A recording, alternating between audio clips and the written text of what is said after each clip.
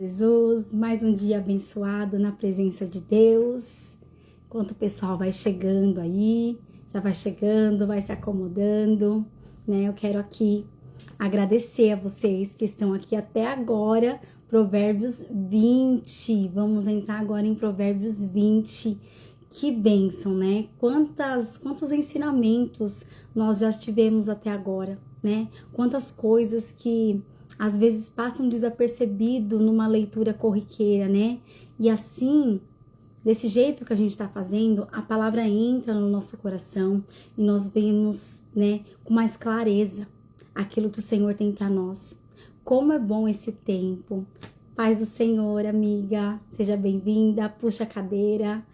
E como é bom esse tempo precioso na presença de Deus. Como é bom a gente entender coisas que passam desapercebida, né? É verdade, boa tarde. Olha só. Minha manhã é tão corrida, gente, que eu ainda tô no bom dia. Mas olha, só Deus na minha vida. Vocês viram sexta-feira, né? Como que anda a minha mente. Vocês têm paciência aí comigo. Eu tô falando sobre como é bom ler a palavra do Senhor com calma, né? Sem correria, sem pressa. Realmente absorver cada versículo, absorver cada palavra. E o Senhor, ele nos ajuda a entender com mais clareza quando a gente entra na presença dele com essa calma, né? Sem esse desespero. Vamos orar para que o Espírito Santo esteja nesse momento, para que ele me instrua, me ajude, te ajude, nos ajude, ajude os nossos irmãos que vão estar mais tarde também, né? Vendo aqui essa devocional, a entender as coisas que estão, às vezes, desapercebidas no texto. Amém? Senhor, meu Deus e meu Pai, aqui estamos diante da Tua presença, Deus. Senhor, te pedindo clareza, te pedindo que o Teu Espírito de sabedoria entre nas nossas mentes, que nós venhamos, Pai, sentir a Tua presença de forma sobrenatural. Senhor, abençoa a nossa segunda-feira, o nosso início de semana. Pai, que o Senhor nos envolva, Pai, num espírito de entendimento, de discernimento, Pai, para que essa semana venha ser guiada, Senhor amado, por sabedoria, em nome de Jesus. Amém. Eu acho que vocês já estão cansados de ouvir, né? Mas eu vou repetir. Estou lendo na versão da Bíblia A Mensagem, tá? Essa é uma versão que eu gosto muito, particularmente. Acho ela muito resumida, o entendimento facilitado. E se você não tiver, né, aí, acompanhe na que você tiver. Se assente, puxa a cadeira e vamos se deleitar nesse texto que tem muitas verdades. E às vezes verdades doídas de ouvir, como foi o último provérbio, né? Que a gente aprende com o corpo, né? Aquilo que a gente não tem sabedoria para fazer, através do nosso corpo, da repreensão, né? Nós conseguimos aprender. Que a gente não precise ser repreendido dessa forma. Isso ficou muito alinhado no meu coração na sexta-feira. Vamos lá, Provérbios 20. O vinho torna você mau. E a cerveja faz de você um briguento. E as pessoas bebem porque uma bebida fraca não tem muita graça. Ou seja, as pessoas bebem bebida alcoólica porque um suco, uma coisa não tem muita graça. É isso que ele está falando aqui. Porém, olha, a cerveja e o vinho torna você mau. O que ele está falando aqui, gente? Para de ficar colocando alegria na bebida, né? Eu costumo dizer isso, falo muito isso. As pessoas têm um péssimo costume de falar que os cristãos são pessoas presas, né? São pessoas que não podem fazer nada, não são pessoas livres. Porém, eu, na minha vivência, na minha concepção, acho que nós somos livres. Porque alguém que depende de uma bebida, de um alucinógeno, de algo ali que tem que dar um up, uma vibe, né, legalzinha ali, para ser feliz, ela não é livre. Ela está presa, aprisionado àquilo. A condição de felicidade dela está condicionada a essa bebida, a essa cerveja, a esse alucinógeno. É isso que Salomão está falando aqui. O vinho torna você mau e a cerveja faz de você um briguento. Já era uma constatação, né, de anos e anos e anos atrás. Imagine agora que é tudo liberado, que é tudo até mais fácil, né? Hoje em dia tem até o teor nas embalagens. Antes não, né? Antes tinha que ali ter todo um preparo para que a bebida ficasse realmente forte. Então a maioria das bebidas ali, né, não tinha o teor alcoólico que hoje nós temos. E a constatação dele, a cerveja faz de você um briguento. Quantas brigas, mortes, né? Quantas contendas e confusões, festas familiares destruídas por causa da bebida, famílias destruídas por causa da bebida, né? Aqui é uma constatação séria. O 2. Os líderes de temperamento exaltado são como onças selvagens. Passe perto deles e eles pulam na sua garganta. Falando novamente, né, sobre a liderança. Evitar brigas é a marca registrada do que tem bom caráter, mas os insensatos gostam de brigar. Se você está sempre envolvido em muita contenda, em muita confusão, ainda que na sua concepção você não seja o errado seja o outro, mas se você está sempre seu nome ali, está envolvido em confusão, você, me desculpa, a palavra fala, você é um insensato.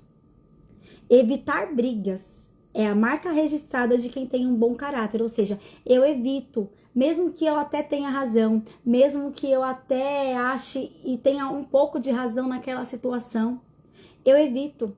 Se eu não posso, eu já falei isso, né? Se eu não tenho uma coisa boa para falar de algo, de alguém, é melhor eu me manter calada, é melhor eu ficar quieta do que eu me envolver em brigas desnecessárias, gastar a minha reputação, gastar a minha imagem em brigas desnecessárias. Se você não vai resolver, se você não tem nada de bom, né? Ah, mas fulano falou mal da pessoa, né? Que eu tenho mais convívio aqui. Vai ajudar você falar pro outro? Se não vai ajudar, guarda pra você. O outro às vezes nem quer saber e nem precisa saber. Evita briga, evita confusão. Evita. O 4. O fazendeiro que tiver preguiça de plantar na estação certa, não terá para ceifar na época da colheita. Ou seja, se você tem preguiça de plantar, não reclama da colheita. Não reclama que você não tem nada para colher, porque você não está plantando. E aqui ele está falando de serviço mesmo, né? Saber o certo é como ter águas profundas no coração. O sábio as tira de dentro do poço quando é necessário. E esse versículo aqui me tomou um pouquinho de tempo para mim poder pensar nele. Saber o certo, ou seja, eu sei o que é certo. É como ter águas profundas no coração. Águas profundas, vamos dizer um rio profundo. Um rio profundo.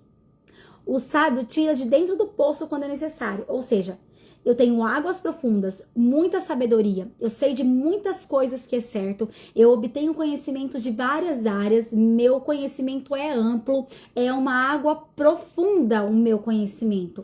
Ele não é aquela coisinha rasa, que eu sei porque me falaram, que eu sei porque eu li algo ali e parei ali. Não, eu estudei, eu me aprofundei, eu tenho águas profundas. E no momento certo, o sábio tira para fora. O sábio tira de dentro como se fosse um poço quando é necessário. Ou seja, o sábio, ele sabe a hora certa de usar o conhecimento dele. O sábio, ele sabe a hora certa de colocar, olha, tem uma pesquisa que fala isso e isso, olha, tal livro vai te ajudar em tal coisa. O sábio, ele tira de dentro do âmago dele, das águas profundas dele, a sabedoria para auxiliar o outro. Será que você tem no seu coração águas profundas? Ou as suas águas estão rasas? Quando as pessoas precisam de sabedoria vindo da sua parte, você não tem para dar para elas. Você não tem, porque sabedoria é a prática. O conhecimento é aquilo que está enraizado em mim. Lembra disso? O conhecimento é aquilo que eu sei. Conhecimento em filosofia, matemática, português, história, conhecimento da palavra, conhecimento teológico, conhecimento. O conhecimento é aquilo que eu sei. A sabedoria é a prática, é o colocar em prática. E olha o que ele fala, vou ler de novo, porque eu demorei um tempinho. Saber o certo é como ter águas profundas no coração. O sábio tira a sabedoria, o entendimento de dentro para fora. O sábio tira de dentro do poço quando é necessário. Se eu estou em alguma situação de conflito, eu tiro de dentro do poço aquela sabedoria. Eu não preciso ficar buscando desesperadamente. Poxa, eu estou numa situação que eu preciso desse conhecimento, eu preciso. Não, eu tenho dentro de mim, eu consigo tirar, igual um poço, e tirar para fora aquela sabedoria. Por quê? Porque eu tenho reserva, porque eu busquei, porque eu consigo entender que a sabedoria, como Salomão disse, eu tenho que buscar ela mais do que quem busca por ouro e por prata. Eu tenho que todo dia, gente, a palavra é muito clara quando fala renova o seu conhecimento, crescei na graça e no conhecimento, ou seja, não é para você ficar focado, né, só no agir, no mover, é muito gostoso mover nos dons, né, principalmente pra gente que tem aí um ambiente de igreja, a gente entende melhor sobre isso, mas é para você buscar conhecimento, não é para você ficar achando que aqui o conhecimento daqui não vai te ajudar em nada, porque o conhecimento terreno, humano, ele te ajuda em tantas áreas, né? Físicas, espirituais, relacionamentos interpessoais. Busque conhecimento e tenha em você águas tão profundas que no momento certo você vai conseguir tirar para fora e colocar essa sabedoria para frente. Vou ler os 6.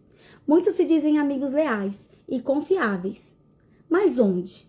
Na terra você pode encontrar gente assim. Aqui ele tá fazendo uma pergunta retórica, né? Meio que enigmática. E muitos se dizem amigos leais, ou seja, eu sou uma amiga leal e confiável. Mas será que quando as pessoas procuram, elas me encontram? Onde se pode encontrar gente assim? Leais e confiáveis. Você tem sido pessoa leal e confiável? Os seus amigos estão te encontrando no dia em que eles precisam? Onde se pode encontrar gente assim? 7. As pessoas leais a Deus, que vivem uma vida honesta, facilitam em muito as coisas para seus filhos. Ô, gente, eu falei isso a semana passada, né? Sobre algo que o Senhor falou comigo, e até eu tava num estudo para trazer uma live aqui para vocês, que o Senhor falou que deserto é lugar de vencer aquilo que os nossos pais não venceram. E olha o que Salomão fala. As pessoas leais a Deus, que vivem uma vida honesta, facilitam em muito as coisas para os seus filhos. Ou seja, se você é honesto, você já facilitou e muito a vida da sua geração. A vida das pessoas que vieram através de você. Você já facilitou a vida delas. Seja honesto. Trilhe um caminho de pouquinho em pouquinho, mas que seja eterno. Que o vento, que a traça, que a ferrugem não destrói, não corrói. Coloca no coração dos teus filhos verdades, tesouros eternos. Seja honesto em todas as áreas. E você, já facilitou e muito a vida deles. O líder que conhece seu negócio e se importa com ele, mantém distância do falsificado e do barato. Pois que ser humano pode ser confiável e honesto? E aqui me pegou esse versículo, porque ele termina com uma pergunta retórica também. Pois que ser humano pode ser confiável e honesto? Aí ele já começa falando assim. O líder que conhece o seu negócio, ou seja, eu sou um líder que eu conheço o meu departamento, que eu conheço o meu negócio, que eu conheço na onde eu estou investindo meu dinheiro, eu sou um líder que eu conheço aonde eu estou. Eu me mantenho distante do falsificado, do pecado, daquilo que não eleva o meu negócio. Por que eu me mantenho distante? Porque quem nesse mundo é honesto e confiável? Ou seja, nem eu mesmo, sendo líder do meu negócio, posso confiar em mim mesma. Eu tenho que manter a distância. É distância. Lembra que a gente já falou sobre isso, né? O pecado, a gente não brinca, a gente não flerta, a gente não namora com o pecado. A gente se mantém distante do pecado. A gente não fica, não, isso aqui é só um descontinho aqui que eu achei um jeito de burlar o sistema. Não, isso aqui é lícito, é só um negocinho aqui que a gente faz. Se mantém distância do que é falsificado. Porque que ser humano é confiável e honesto? Fala a verdade. O ser humano, por natureza, gosta de facilidades. Nós somos pessoas corrompidas. Muito fácil. É fácil você falar, eu não. Mas você já esteve diante de um suborno? De algo que pode mudar a sua vida? Não. Se você não esteve, então é fácil para você falar isso. Eu me manteria fiel, eu me manteria íntegro. Mas você já esteve diante disso? Você já superou essa tentação? Se não, você não sabe do que está falando. Então se mantenha distante, se mantenha longe. Não brinca, não flerta, não namora com o pecado.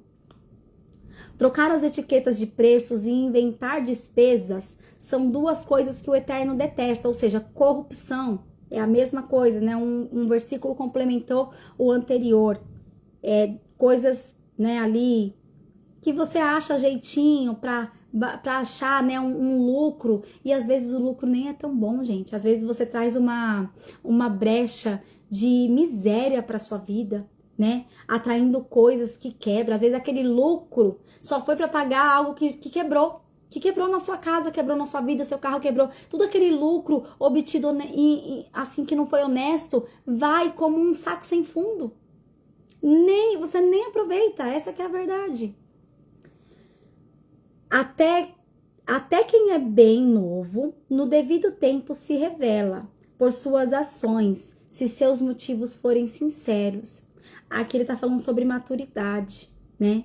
Até quem é bem novo, no devido tempo se revela por suas ações, se elas forem sinceras. Ou seja, eu não preciso ter uma idade avançada, eu preciso ser maduro o suficiente e entendendo os motivos certos. O que eu tenho, o que é que tem me motivado, né? E aí sim, eu vou ter o quê? Eu vou ser revelada. Se você ainda não está sendo revelado, se Deus ainda está te escondendo, aproveita esse tempo. É um tempo de amadurecimento, é um tempo de crescimento. Não queira pular etapas. Não queira viver aquilo que não é a sua estação. Uma árvore que não dá fruto na sua estação é porque provavelmente ela não respeitou as estações dela. Ela não respeitou. Eu tenho uma árvore aqui que eu tenho até que podar ela, porque ela tá dando muita folha. E eu fui pesquisar que já não era mais tempo dela ficar dando só folha, que já era para ela estar brotando e dando frutos. Mas porque os nutrientes dela estão indo só para as folhas, ou seja, para aquilo que é externo, não tá tendo nutriente para o fruto. E aí eu entendi que eu tenho que podar ela, eu não sabia disso. Ou seja, respeitar as estações. A minha árvore física aqui no meu quintal já era para estar dando fruto. Ela não está dando porque ela não está respeitando a estação dela. É como aquela passagem de Jesus da figueira, né? E aí me veio muito forte isso. Era uma figueira que tinha aparência de ter frutos. A árvore está tão preocupada em mostrar santidade, em mostrar conhecimento, em mostrar tanta coisa para os outros que ela tá tirando o foco do fruto. Qual é o foco? Produzir o fruto. O foco não é que as pessoas me vejam frondosa, bonita, cheia de folhas. O foco é eu ter fruto. Então não se preocupe se você está escondida. Não se preocupe. No momento certo, até quem é bem novo, no devido tempo se revela por suas ações. Se seus motivos forem sinceros. Então, não tenha pressa. A maturidade, ela acontece no dia a dia. A maturidade, você já viu pessoas velhas? Eu tenho o desprazer de conhecer pessoas com idade avançada, mas que têm a mentalidade de crianças, que em situações elas não se comportam como adultas. Gente, isso é triste, isso é triste. Quanto que eu conheço meninas e rapazes muito novos que têm uma maturidade além do tempo. Então, maturidade não tem nada a ver com idade. Seja maduro, se preocupe em ter frutos. Não se preocupe com folhas. Folhas passam, folhas, elas não servem. Na árvore frutífera, falando de árvores frutíferas, elas não servem de alimento. Não se preocupe com as folhas, se preocupe com os frutos. No momento certo, você será revelado, mas você será revelado maduro. Você será revelado com frutos, você será revelado pelos motivos certos e não revelados como quem só tem aparência. Fuja da aparência de você, das pessoas. O que as pessoas vão achar de mim? O que as pessoas vão achar? Que eu não sou santa, que eu isso. Para com isso. Você tem que se importar com o que Deus está pensando sobre você. Será que Deus vê em mim alguém maduro o suficiente a qual Ele pode, colocar nas minhas mãos determinada situação? Será que eu tenho maturidade? Eu falo muito isso, né? A nossa bênção, aquilo que a gente tanto deseja, muitas das vezes já está preparado. Quem não está preparado sou eu. E isso é uma verdade triste de entender. Às vezes é eu que não estou preparado para a minha bênção. Às vezes a minha bênção está lá pronta, linda, preparada. Quem não está preparado para ela sou eu. E aí é nesse momento de esconderijo que o Senhor forja o nosso caráter. Amém? 12. Ouvidos que ouvem e olhos que veem, nossos equipamentos básicos dados pelo Eterno. Ouvidos que ouvem e olhos que veem, aí ele coloca um traço, nossos equipamentos básicos dados pelo Eterno. Ou seja, você tem ouvido para ouvir, olhos para ver. Fala de discernimento, tenha discernimento, são ferramentas, são equipamentos dados por Deus para você usar de estratégia. Não é para você ficar ouvindo e vendo o que não vai te edificar em nada, ouvindo e vendo coisas que não vai agregar em nada na sua vida. São equipamentos, e um equipamento usado para um fim que não é o destino dele, gente, é triste. É triste. Uma faca, ela não é para matar ninguém. Uma faca é para manuseio o quê? Cotidiano. Fazer comida, para ali as pessoas, na mata, usar para cortar corda, trilha, trilheiro. Fazer coisas o quê? De bem com a faca. É um equipamento. Mas eu posso usar esse equipamento para matar alguém. Um equipamento fora do contexto dele, ele pode causar grandes tragédias. O meu ouvido e os meus olhos, como equipamentos fora do que Deus ordenou para que eles fossem, eles podem se tornar tragédias. Tragédias. Não seja muito fã de dormir. Você acabará num abrigo.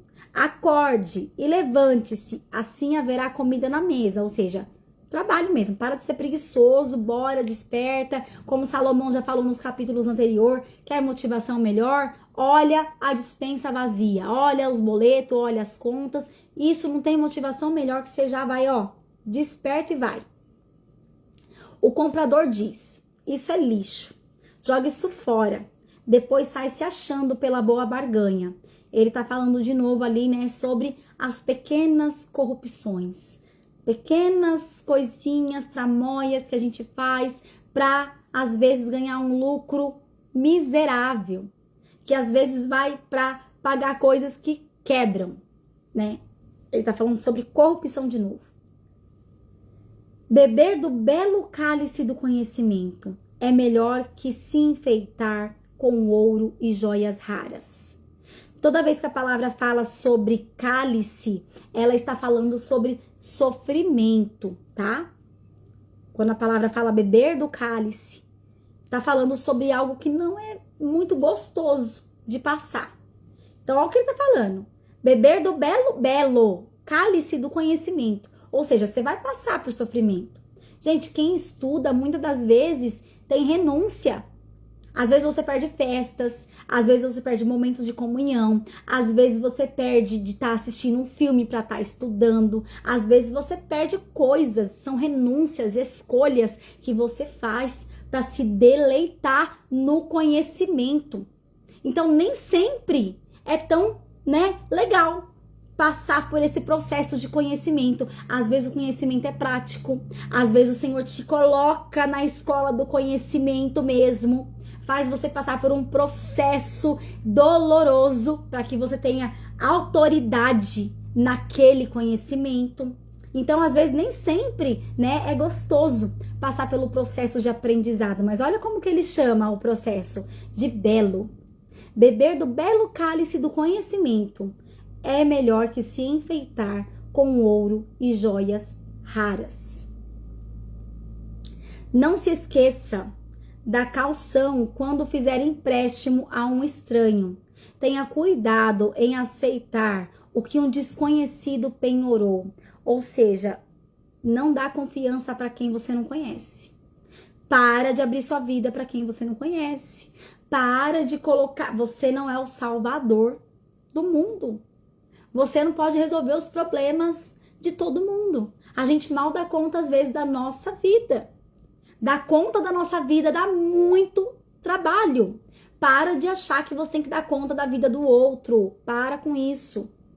Tenha cuidado em aceitar o que o desconhecido penhorou, ou seja, o que o desconhecido deixou ali, né? Como garantia, se caso ele não cumprisse. Isso que ele deixou ali como garantia não valer de nada. E aí você está super confiante em alguém que você mal conhece. Ele está falando aqui de pessoas desconhecidas. O pão roubado tem sabor doce, mas logo na sua boca se enche da areia. Pão roubado, mais uma vez ele está falando sobre atitudes de suborno, atitudes de furto, atitudes de roubo. Mais uma vez ele fala aqui, né? Ou seja, aquilo que é fácil de ter ganhado, aquele pão roubado, que eu não tive esforço de colher o trigo, que eu não tive esforço de fazer o pão, né, de esperar a massa crescer, eu não tive esforço, eu só fui lá, roubei e comi. Logo se torna doce na minha boca, muito fácil, mas com o passar do tempo, a boca se enche de areia. Antes de fazer a proposta, peça conselho. Na hora de executá-la, não dispense nenhuma ajuda. Ou seja, ele está falando aqui, dá valor nos bons conselhos. O fofoqueiro não consegue guardar segredo. Portanto, jamais confie no linguarudo. Não precisa nem de explicação. Quem tem coragem de amaldiçoar pai e mãe, aniquila a luz da vida e viverá na escuridão. Aqui, gente, quando ele fala sobre aniquila a luz da vida, ele está falando sobre morrer mesmo. Vai morrer cedo, vai morrer breve. Não amaldiçoou o pai e a mãe, não honrou um princípio, né? Não honrou ali o fato de estar com o pai e com a mãe. Salomão, ele bate muito nessa tecla, né? Do desgosto do pai, do ser um desgosto para a mãe, do filho que não houve repreensão. Ele tá falando muito. Então, é fácil, né, a gente lembrar dos nossos filhos aqui para ter filho. Mas você já se colocou no lugar de filho? Você tá sendo um bom filho pro seu pai e pra sua mãe? Você tem honrado o seu pai e a sua mãe? E honra não tem nada a ver, tá? Quando ele fala honrar pai e mãe, é honrar e pronto. Ele não tá falando honra o pai e a mãe que foi bonzinho. Honra o pai e a mãe que te deu uma infância boa. Honra o pai e a mãe que são bons. Não, é pra honrar e pronto. É pra honrar e pronto. Não importa quem é o tipo de pai, o tipo de mãe que você tem. É pra honrar. Quem tem coragem de amaldiçoar, ou seja, está amaldiçoando seu pai e sua mãe, você tem uma ferida com seu pai e com a sua mãe, e ao invés de você tratar essa ferida, você prefere amaldiçoar eles, você está aniquilando a luz da sua vida. Procura tratamento, gente. Ninguém é obrigado, né, a negligenciar feridas. Você pode sim até ter motivos emocionais de querer amaldiçoar o seu pai e a sua mãe. Talvez eles não foram bons com você, mas vai se curar. Deus deixou graças a Ele mesmo. Ele deixou ferramentas, estratégias nesse século presente que a gente tem acesso a tantas ferramentas para se curar, para ir atrás de conhecimento, para liberar o perdão. Se você tem coragem de amaldiçoar o seu pai e a sua mãe, você está aniquilando a luz da sua vida, ou seja, você está morrendo mais cedo. Você tem coragem de amaldiçoar eles, mas você não tem coragem de procurar autoajuda. Se trata, se cura, procura ajuda, não amaldiçoe eles. A bonança adquirida no início não é garantia da bênção final. Ou seja, se eu tenho muita bonança no início e eu não souber administrar, e eu não souber como administrar tudo isso, o final não quer dizer que eu vou ter a mesma bonança do início. Eu posso gastar tudo, como o filho pródigo fez. Gastou foi tudo e o final dele foi trágico, trágico, trágico. Jamais diga, o final dele só não foi trágico, eu vou até retificar isso aqui. O final dele, né, sem a bênção do pai, sem a presença do pai, foi trágico, porque o final dele de reconciliação foi lindo, só não foi mais trágico pela misericórdia do pai, tá? 22. Jamais diga, eu vou pegar você. Você vai ver. Espere no eterno. Ele mudará logo esse placar. Para de querer fazer justiça. Para de querer fazer justiça. Uma vez o Senhor falou isso para mim porque eu precisava ouvir. O Senhor, eu não sei como o Espírito Santo fala com vocês, mas comigo ele é muito direto e reto, sem muito milindre. O Espírito Santo comigo, ele é assim. E uma vez ele falou para mim, Maiara, a sua justiça é como trapo de imundície. E tá na palavra isso. E aí eu fui pesquisar, como boa curiosa que sou, eu fui pesquisar o que era trapo de imundície segundo a Bíblia. Segundo a Bíblia, trapo de imundície é o nosso famoso absorvente hoje. As mulheres usavam esses trapos para estancar o sangue delas no período menstrual. Pensa que a minha justiça para Deus, olha o que o Espírito Santo falou, que a minha justiça para Deus era como um trapo de imundície. E olha o que o proverbista ele está falando. Espere no eterno. Ele logo mudará esse placar. Ou seja, não queira fazer com as suas mãos justiça. Não queira executar com as suas ações justiça. Espere no Senhor. Espere no eterno. Gente, é difícil esperar. Porque às vezes a gente quer para ontem a solução. Às vezes a gente quer que a pessoa pague logo. Às vezes a gente quer que a pessoa que, né, a gente pode até ter razão. O Senhor não disse que eu não tinha razão nessa situação em específico que Ele teve que tratar no meu coração. Ele não falou que eu não tinha razão. Eu até tinha razão, mas o meu senso de justiça estava alocado no lugar errado. O meu senso de justiça não estava aguardando nele. Eu tenho que aprender a esperar. Espere no eterno. Ele logo mudará esse placar. Você pode até estar certo. Mas se o seu senso de justiça está muito confiante no seu advogado, na força do seu braço, no seu salário, no seu dinheiro, acha aí a área que você está se sentindo injustiçado. No seu ministério, aí você se sente muito injustiçado e você acha que você tem que fazer acontecer. E aí vem Deus e fala assim, ó, sua justiça para mim é um trapo de imundície. Você até tem razão, mas não está no lugar certo. Você não está esperando em mim. Você está esperando em você, no seu conhecimento, no seu dinheiro, no seu advogado. Você está esperando.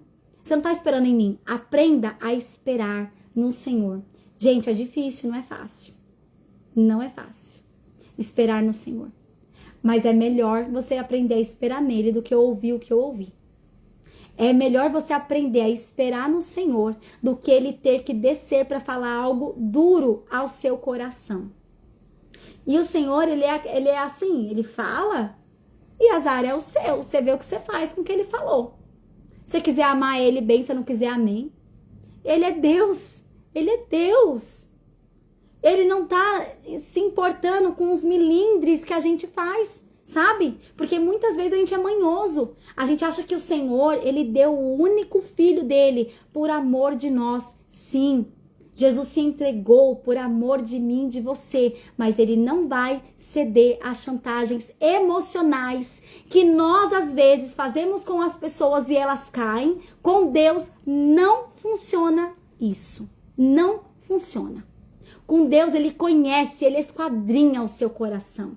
Não adianta você querer fazer chantagem emocional com o Senhor. Não espere ouvir isso do Senhor. Coloque a sua confiança nele, o seu senso de justiça nele e espere nele. O eterno odeia a trapaça no mercado, balanças enganadoras o ofendem demais. Ou seja, aqui ele tá falando de novo sobre corrupção, sobre, né, tramóias. Gente, ele tá batendo nessa tecla nesse capítulo. Então, vamos se atentar? Vamos se atentar à nossa vida? Como que tá? Tá tudo certinho? Tá tudo zerado na sua vida? Não tem trapaça? Tá tudo certo? Porque se tiver, aqui tá falando, ó, balanças enganadoras o ofendem demais. Ou seja, eu estou ofendendo a Deus quando eu não tenho uma vida financeira íntegra diante dele. Os passos acertados que damos vêm do eterno. De outro modo, como saberíamos prosseguir na jornada? Eu li uma matéria, né, aqui do curso que eu tô fazendo, que fala sobre sexto sentido, sobre intuição.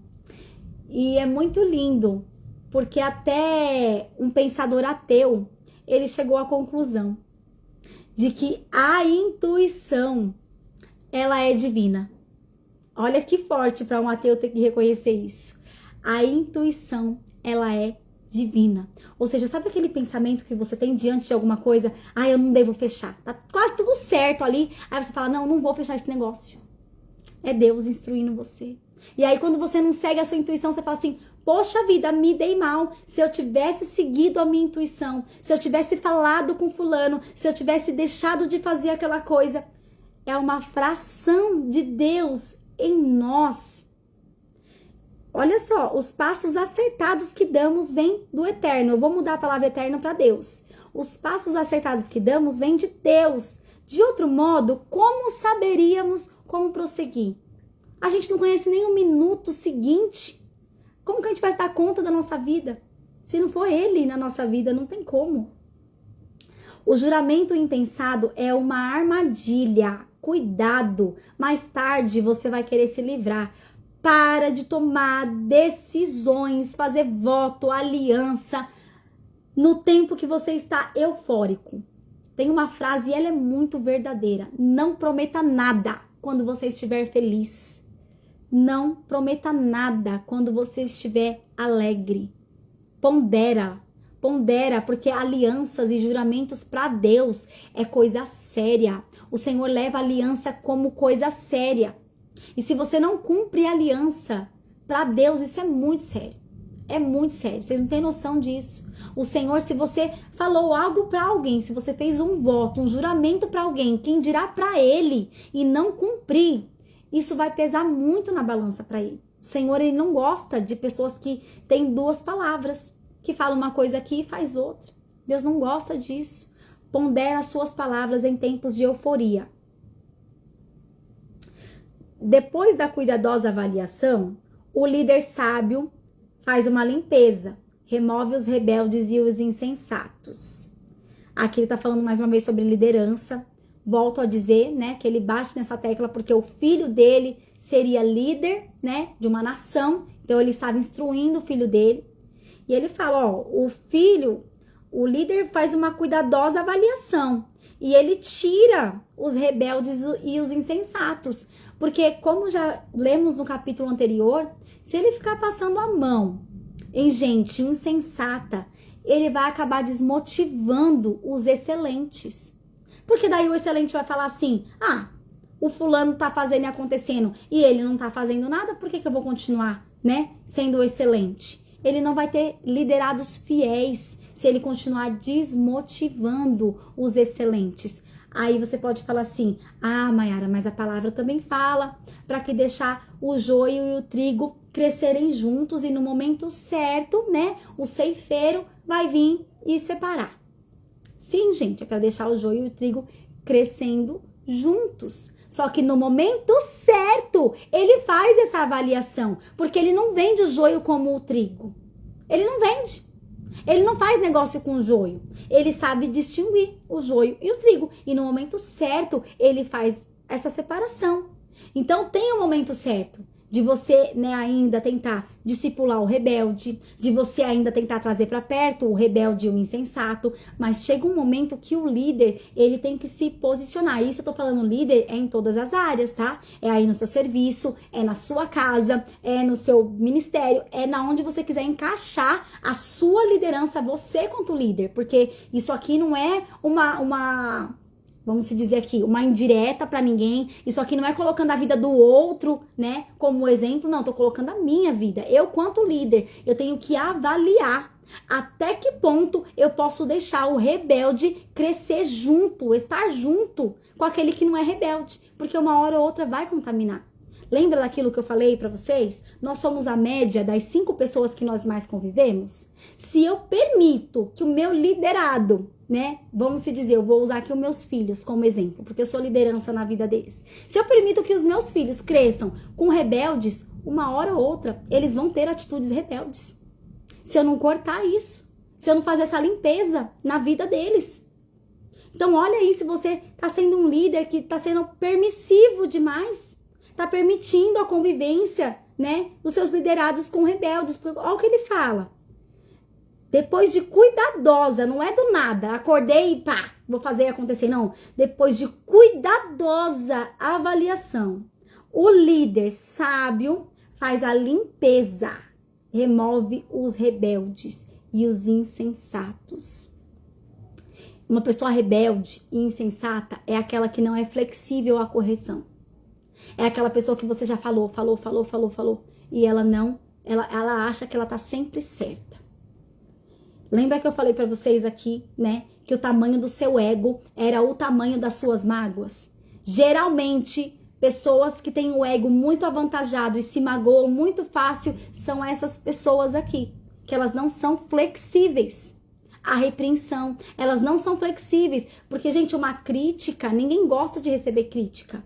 Mas um conselho é diferente de crítica.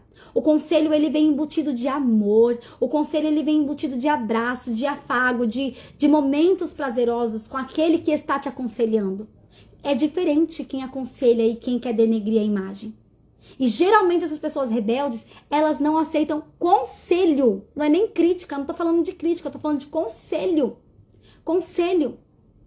E aí, o líder, ele tem que ter esse discernimento, falar, não posso permitir que andem mais junto, que vivam mais junto, não posso. O Eterno está no caminho do comando da vida humana.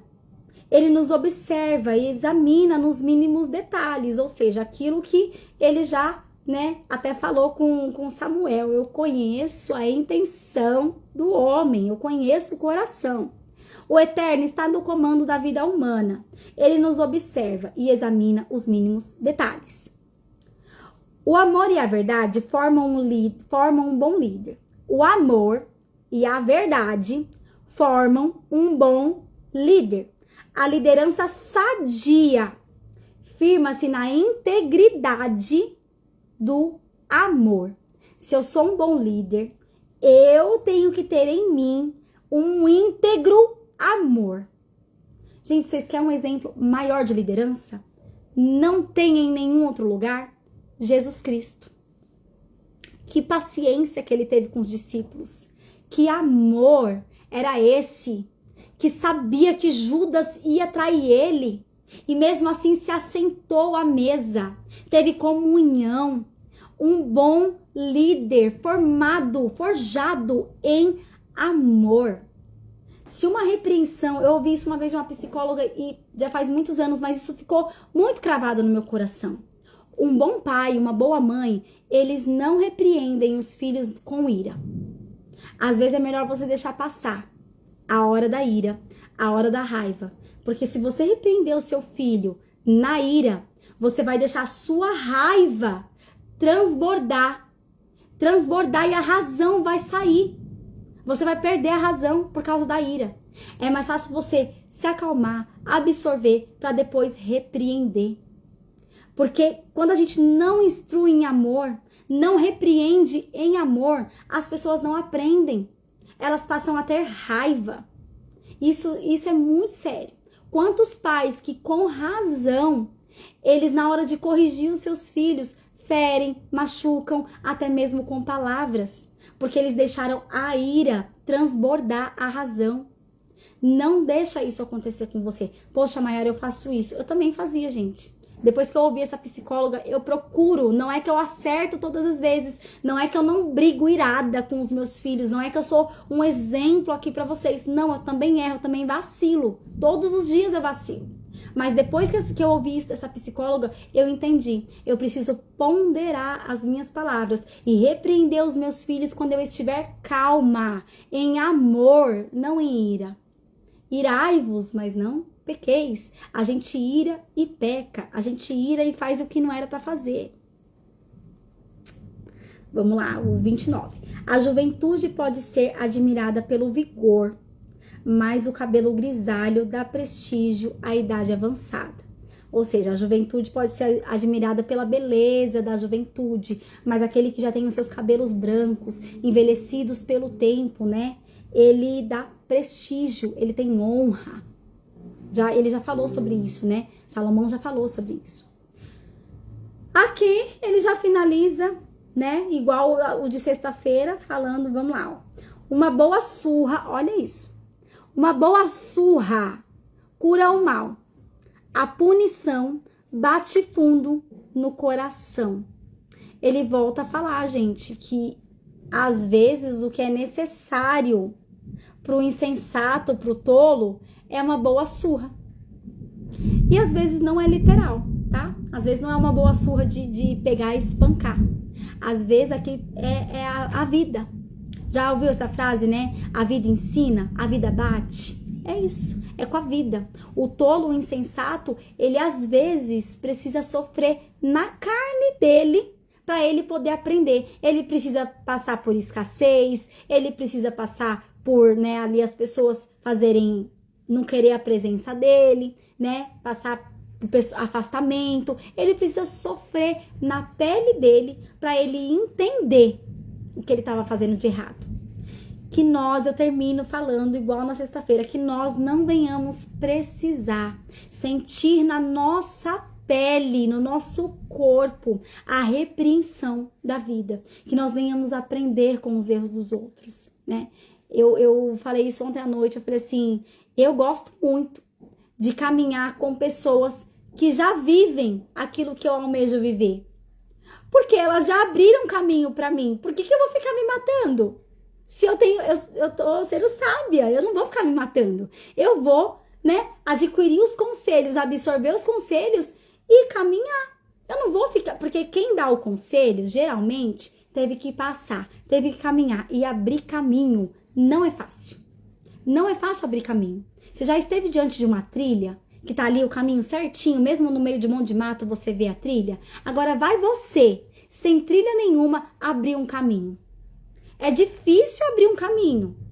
É difícil você trilhar um caminho. Então, se você já tem alguém que tá percorrendo aonde você quer estar, acolhe os conselhos dessa pessoa. O caminho já tá aberto. Se assenta na mesa dela. Fala, amiga, vou fazer um café. Amiga, vou te ligar. Amiga, junta aqui comigo, cola aqui comigo, eu quero aprender com você.